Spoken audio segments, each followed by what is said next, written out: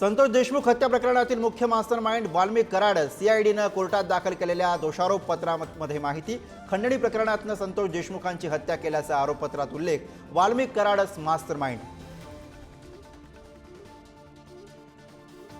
दोषारोप पत्र दाखल होताच धनंजय मुंडेंच्या राजीनाम्याच्या मागणीला जोर। आजच मुख्यमंत्र्यांनी मुंडेंचा राजीनामा घेतला पाहिजे, दमानी यांची मागणी। माणिकराव कोकाटेंच्या शिक्षेच्या स्थगितीवर टांगती तलवार कायम। नाशिक जिल्हा सत्र न्यायालयानं पुन्हा राखून ठेवला निकाल। कोकाटेंची आमदारकी राहणार की जाणार 5 मार्चला ठरणार। मुख्यमंत्री फडणवीसांकडून शिंदेंच्या काळातील आणखी एका टेंडरला स्थगिती। तत्कालीन आरोग्यमंत्री तानाजी सावंतांनी काढलेली 3200 कोटींची निविदा रद्द। घोटाळ्याचा संशय, फडणवीसांचा धक्का, शिंदे काळातील टेंडर रद्द।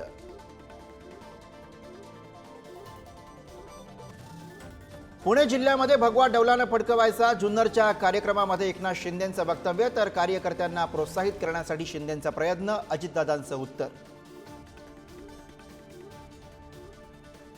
मोहन भागवत कुंभमेळ्यात गेले होते का? उद्धव ठाकरेंवर टीका करणाऱ्या महायुतीच्या नेत्यांना संजय राऊतांचा सवाल। प्रशांत कोरटकरांनीच इंद्रजित सावंतांना धमकी दिल्याची माहिती। स्वतःच्या फोनवरनं धमकी दिल्याचं सीडीआर अहवालातनं स्पष्ट। कोरटकरांवर कोल्हापूरनंतर नागपूर आणि जालन्यातही गुन्हा दाखल।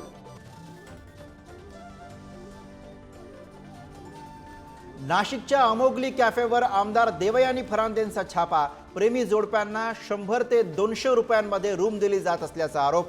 संस्कृती बिघडत असल्याचा आक्षेप। शनिदेवाच्या शिळेवर आजपासून ब्रँडेड तेलाचाच अभिषेक। मंदिराच्या प्रवेशद्वारावरच भक्तांकडील तेलाच्या बाटल्यांची तपासणी।